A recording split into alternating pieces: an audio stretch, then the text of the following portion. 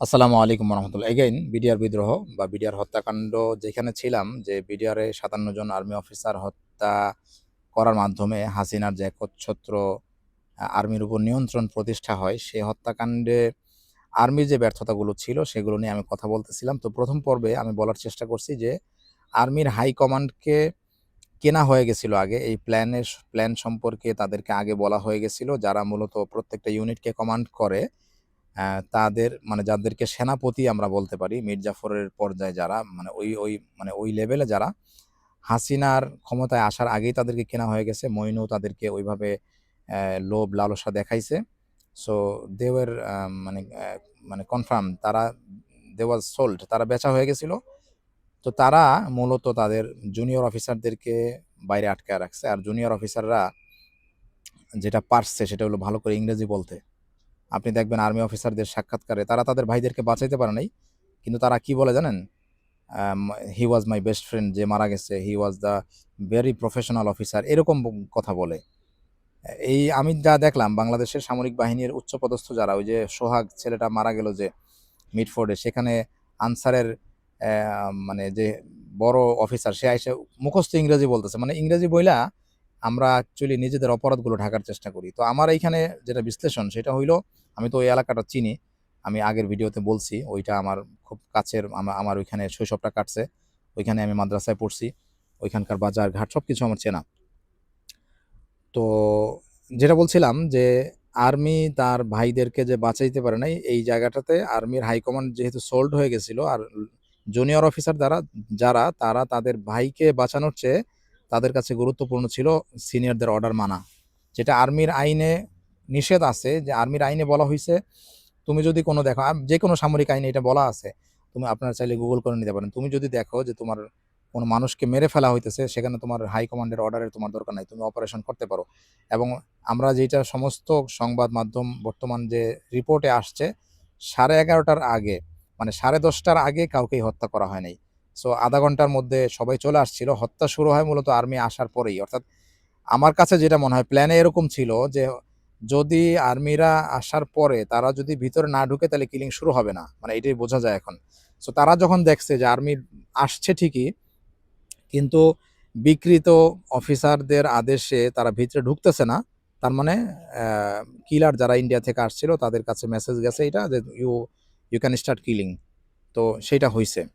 তো এটা ছিল প্রথম ব্যর্থতা, আমি গত ভিডিওতে যেটা। দ্বিতীয় ব্যর্থতা আর্মির যেটা, মানে আর্মি অ্যাজ এ মানে মানে অ্যাজ এ মানে প্রতিষ্ঠান, সে যে নিজেকেই বাঁচাইতে পারে নাই, যারা আমাদেরকে নিরাপত্তা দিবে, তারা যে নিজেদেরকে বাঁচাইতে পারে নাই, তার প্রথম পর্ব ছিল অফিসারদেরকে হত্যা করা। দ্বিতীয় পর্বে যে আর্মিকে হাসিনা মানে আর্মি নিধন চালাইছে, সেইটা হইল আর্মিতে যারা এইটার সুষ্ঠু তদন্ত করতে চাইছে যে এই হত্যাকাণ্ডটা কেন হইল, এবং তারা তদন্ত শুরু করার পরে যখন দেখলো যে এটার মধ্যে নানক জড়িত, তাপস জড়িত, বা হচ্ছে যে হাসিনা জড়িত, বা আওয়ামী লীগ জড়িত, এটা যখন তারা উদ্ঘাটন করতে চাইলো, তখন 60 থেকে 70 জন, এবং পরবর্তীতে বিভিন্ন মেয়াদে প্রায় 2 থেকে 250 আর্মি অফিসারকে চাকরিচ্যুত করা হয়েছে, চাকরি থেকে বাড়িতে পাঠাই দেওয়া হয়েছে। তো আর্মি অফিসাররা যখন পরবর্তীতে দেখলো যে আমরা যারা সৎ আছি, আমরা যারা দেশকে ভালোবাসি, আমরা যারা আমাদের ভাইদের বিচার চাই, আমাদেরকে যে ক্লোজ করে ফেলা হইতেছে। 2 জন আর্মি অফিসারকে তো একটা হেলিকপ্টার ক্র্যাশ করে মারা হয়েছে, যেটা আগের ভিডিওতে বলছি। অনেককে ডিজিএফআই টর্চার সেলে নিয়ে নির্যাতন করেছে। দেখেন, ডিজিএফআই এমন একটা বাহিনী যেটা বাংলাদেশি গোয়েন্দা সংস্থা, যেটা সরকারের নিয়ন্ত্রণে থাকবে না, যেটা দেশের ইন্টেলিজেন্সে কাজ করবে, এবং যেটার ব্যাপারে সামরিক বিশেষজ্ঞরা এই কথা বলছে যে দেখেন, যে কোনো দেশের ইন্টেলিজেন্সকে অন্য দেশের মানুষ ভয় পাওয়া উচিত। যেমন ভারতের কে আমরা ভয় পাই, আমাদের আর্মি অফিসাররাই ভয় পায়, হ্যাঁ, তারপরে মোসাদকে আমরা ভয় পাই, কিন্তু বাংলাদেশের ডিজিএফআইকে আমরা ভয় পাই। অর্থাৎ আমাদের ইন্টেলিজেন্স তো এমন হওয়া উচিত ছিল যেটাকে অন্য দেশের মানুষ ভয় পায়, কিন্তু দুঃখজনকভাবে ওইটাকে আমরা ভয় পাই। অর্থাৎ সরকার এইটাকে নিজেদের নাগরিকদের অত্যাচার করার জন্য আয়নাঘর হিসেবে এটাকে সরকার বানাইছে। তো যেইখানে আর্মি অফিসার যারা তদন্ত করতেছিল, যারা সত্য উদ্ঘাটন করতে চাইতেছিল, তাদেরকে ডিজিএফআইতে নিয়ে যায় টর্চার করা হয়, তাদের অনেককে মেরে ফেলা হয়, অনেককে চাকরিচ্যুত করা হয়, অনেকে বিদেশে চলে যায়। তো এইটা ছিল আর্মির দ্বিতীয় ব্যর্থতা, যে এই জায়গায় আর্মি নিজেরা সংগঠিত হইতে পারে নাই, নিজেরা তাদের উচিত ছিল এখানে একজন ডালিম দরকার ছিল, ডালিম 2.0। এরকম ডালিম মার্কা কেউ থাকলে সে হাসিনাকে তখনই জয় বাংলা করে দিত। তো আর্মিকে হাসিনা দ্বিতীয় পর্যায়ে যে নিধনটা করছে সেটা হলো ওয়ান বাই ওয়ান।